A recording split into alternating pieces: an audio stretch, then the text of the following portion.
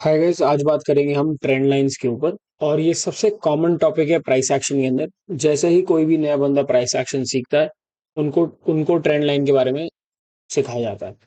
ठीक है। तो आज क्या क्या कवर होगा? आज कवर होगा ट्रेंड लाइन होती क्या है, ट्रेंड लाइन को ड्रॉ कैसे करते हैं और उसको यूज कैसे करें। क्योंकि मैं देखता हूँ लोगों को बहुत ज्यादा कंफ्यूजन है।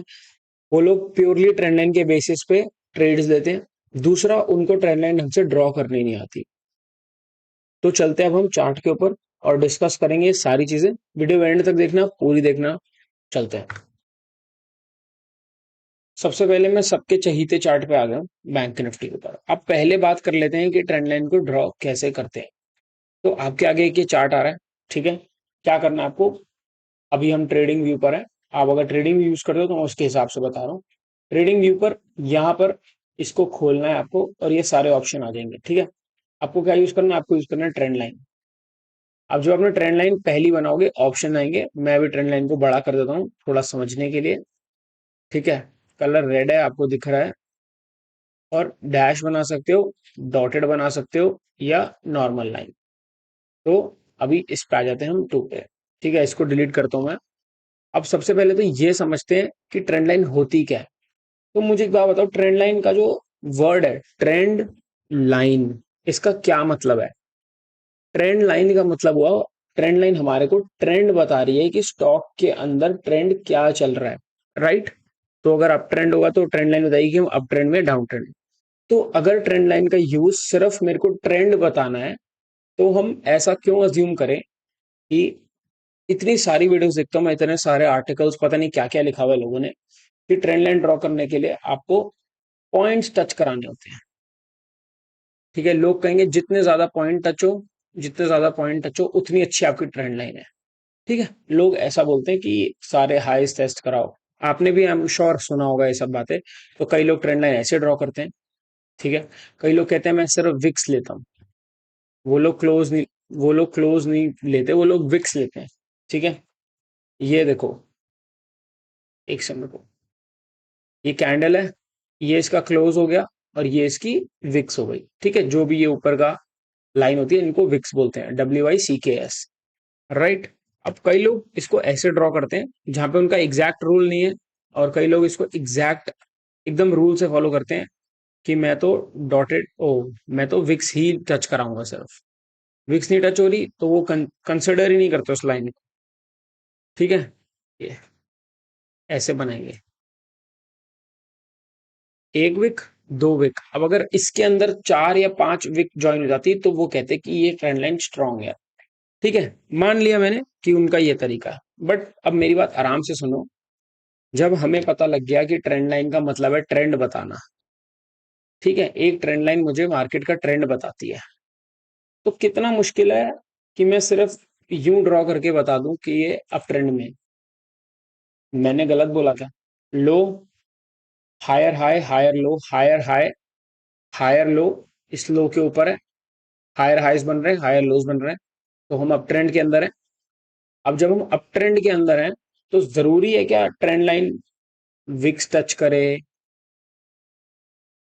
या कुछ भी टच करे? इनफैक्ट जब एक ट्रेंड लाइन का मेन काम ट्रेंड बताना है, तो फिर मुझे उस बात से क्या फर्क पड़ता है कि वो विक्स को टच कर रही है, वो क्लोजिंग को टच कर रही है, या फिर वो कैंडल को बीच में से फाड़ के निकल रही है।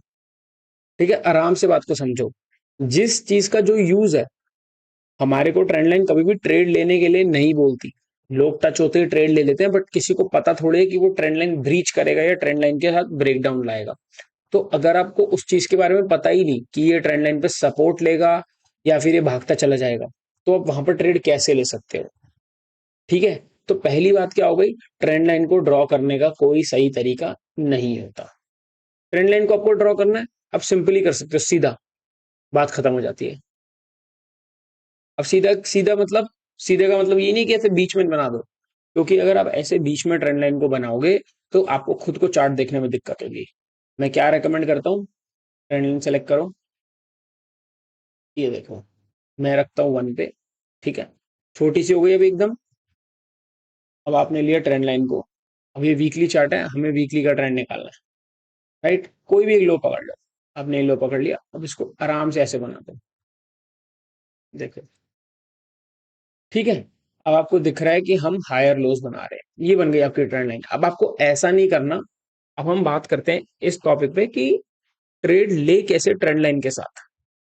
तो सबसे बड़ी गलती कहां पर होती है, लोग क्या करते हैं, जैसे ही ट्रेंड लाइन टच करी वो बाय कर लेंगे।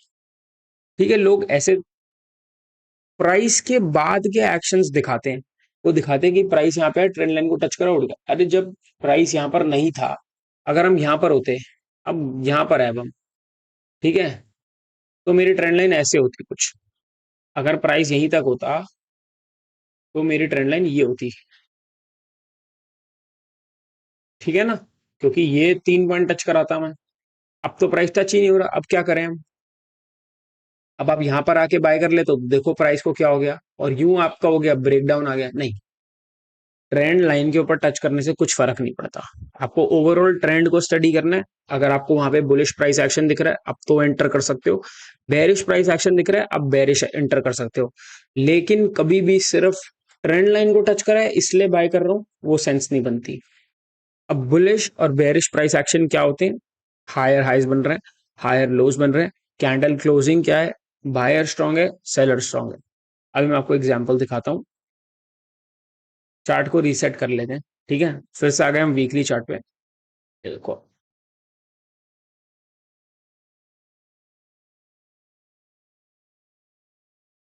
कोई सोचेगा कि हम सिंपली ऊपर से रिजेक्शन ले रहे हैं, यहाँ पे मैं सेल कर देता हूँ। बट मुझे एक बात बताओ, अगर मैं इस चीज को ओवरऑल ट्रेंड स्टडी करूँ, ठीक है, इतने पार्ट का, तो ये कहीं से आपको बेरिश दिख रहा है। प्राइस हमेशा नए हाई फॉर्म कर रहा है। यहाँ से हो सकता है छोटी सी सेलिंग आए, एक छोटा सा लो बनाए और नया हाई बना दे। बट अगर आप इस लकीर को लेके बैठ जाओगे कि मैंने तो इस ट्रेंड लाइन के बेसिस पे टच करा था, तो जितना हो सके ट्रेंड लाइन को ट्रेंड लाइन तक के पर्पस के लिए ही यूज करो। उसको अपनी ट्रेडिंग को आइडेंट मतलब ऐसा नहीं होना चाहिए कि ट्रेंड लाइन आप बनाते हो, वो टच करती है आप सेल करने लग जाते हो। नहीं, ट्रेंड लाइन का वो यूज ही नहीं। ठीक है, ट्रेंड लाइन का सिंपल सा यूज है ट्रेंड बताना, और उसको उतने ही यूज तक पड़े रहने दो। राइट। तो मैं तुम्हें एक और तरीका दिखाता हूँ। अब देखो, आपने देखा पिछले दिन का प्राइस एक्शन जून के अंदर बहुत ही वियर्ड था। ठीक है, हमारे को स्ट्रेट अप मूव देखने को मिला। उसके बाद अब देखो, अब आपको ट्रेंड लाइन को ड्रॉ करना है, उसको यूज करना, तो अब क्या करो। अप मूव आया, प्राइस हल्का सा करेक्ट हो रहा है, ये देखो, अब आपने सारे ये हाइस को जोड़ लिया। अब इसका मतलब ये नहीं है कि हम डाउन ट्रेंड के अंदर है। ठीक है, बात को समझो। लो से नया हाई बना है तो नया लोअर, हायर लो भी तो बनेगा ना नया यहाँ पर। अब इसको ट्रेड कैसे करते हैं, ये नहीं कि जैसे ही ये टूटा, नहीं, आपको वेट करना है प्रीवियस डे हाई या उससे पिछले दिन के हाई का टूटने का। क्योंकि देखो प्राइस अभी यहाँ इन लेवल्स के आके टच होके टूट रहा है, हो सकता है प्राइस यहाँ तक फिर से जाए, और जैसे ही जाएगा आप बाय कर लोगे। नहीं, आप वेट करो एक बड़े इंपॉर्टेंट लेवल टूटने का। जो भी दिन का हाई लो ओपनिंग रेंजेस होती हैं वो ज्यादा स्ट्रांग होती हैं ये ट्रेंड लाइन से। तो देखो ये ट्रेंड लाइन बहुत सुंदर लग रही है बनी हुई, लेकिन प्राइस की कंफर्मेशन, बुलिश कंफर्मेशन इस दिन के हाई टूटने के बाद आएगी। ठीक है, तो कई लोग ये भी करते हैं, देखो मैं गलतियां बता रहा हूँ क्या क्या होती हैं। कई लोग ऐसे पूरा चैनल बना देते हैं, और फिर अब मुझे एक बात बताओ, ये चैनल जैसे मर्जी टूटे, नीचे टूटे ऊपर टूटे, क्या आपको नहीं दिख रहा कि दोनों दिन का जो लो है वो ऑलमोस्ट सिमिलर है। तो हमारे को क्लियरली पता लग रहा है कि 44,800 वाला जो एरिया है वो एक बायर्स का एरिया है। यहाँ पर बायर आके बार बार प्राइस को बचा रहा है, और वहीं पर हमारे को क्लियरली ये भी दिख रहा है कि जो ये वाले जो हाइज हैं, दैट इज 45,200 वाले, यहाँ पर सेलर सेल कर रहे हैं। तो हम फंस से गए हैं। ठीक है, तो इन रेंजेस का कोई नीड है, कोई नीड नहीं है। ये चैनल बनाने की यहाँ पर कोई नीड नहीं है। ये चैनल क्या करेगा, वो कंफ्यूज करेगा, आपके चार्ट को भरेगा। आपने एक लाइन बना ली ये, बस ओके है। अब ये आपने लाइन बना ली, आपको क्लियर हो गया, इसको हटा दो। मैं अपने चार्ट पे जितना हो सके कम चीजों को लगे रहने दो, और टेक्निकल्स को टेक्निकल तक के यूज पर ही रहने दो। अब यहाँ पर आपके पास नीचे की ट्रेंड हो, ऊपर की ट्रेंड लाइन हो या ना हो, आपको फर्क नहीं पड़ता। आपको पता है 2 दिन का लो ऑलमोस्ट सेम है, 2 दिन का हाई ऑलमोस्ट सेम है। कुछ भी टूटेगा वो पावरफुल होगा, अप मूव आएगा पावरफुल होगा, ब्रेकडाउन होगा पावरफुल होगा। ठीक है, देखो लोग इसके भी पीछे पड़ जाते हैं। ये ऐसे अनरियलिस्टिक 5 दिन जब जाते हैं मार्केट में तो लोग ऐसे करने लग जाते हैं। मैं बड़े सारे चार्ट देखता हूँ, ऐसे ऐसे कर देंगे कि, और ऐसे करेंगे प्राइस बहुत टाइट हो गया, 90 डिग्री में जा रहा है।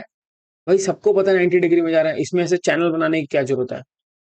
ये चैनल पे ट्रेडिंग नहीं होती, ये चैनल पोस्ट मार्केट, मार्केट जब खत्म हो जाती है ना, जब प्राइस बन के आ चुका होता है, ये सिर्फ देखने में तब अच्छा लगता है। लाइव मार्केट में जब प्राइस ट्रेंड लाइन के ऊपर टच, आगे पीछे ऊपर नीचे हो रहा होगा, तो आपको समझ ही नहीं आएगा कि मैं बाय करूं कि मैं सेल करूं। इसीलिए मैं बोलता हूँ ट्रेंड लाइन का, मैंने फिर से रिपीट कर रहा हूँ, ट्रेंड लाइन का सिंपल सा यूज है ट्रेंड बताना, उसको उसके अलावा यूज ही मत करो। ठीक है, ये देखो, अभी हम वापस से डेली में चलते हैं, एक और चीज मैं आपको दिखा देता हूँ। अभी दिखा देता हूँ छोटे टाइम फ्रेम के साथ कंफर्मेशन के साथ। ये आपने बना ली ट्रेंड लाइन, ठीक है। अब आप वेट करोगे आवरली बाय। अरे आवरली पे आपको क्लियर क्लियर दिख रहा है, हम जब भी इस एरिया में आ रहे हैं 45-200 वाले सेलिंग देखने को मिल रही है, तो वेट कर लो ना।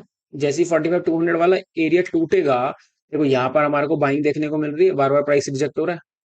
यहाँ पर सेलिंग देखने को मिल रही है, बार बार हैवी सेलिंग आ रही है इस वाले एरिया में, 45-200 वाले एरिया में। तो जैसे ही ये प्राइस यहाँ को तोड़ देगा, हम आगे बढ़ सकते हैं। अब ये ट्रेंड लाइन यहाँ पे कई लोग बना के रखते हैं, लेकिन बनाने का कोई यूज ही नहीं है। जब तक ये लेवल नहीं टूट रहे, तो इस लेवल के टूटने पे ट्रेड तो बनता ही नहीं। मैं अभी ऐसे ही करता था स्टार्टिंग में, कि जैसे ही ये लेवल टूटता था मैं बाय कर लेता था।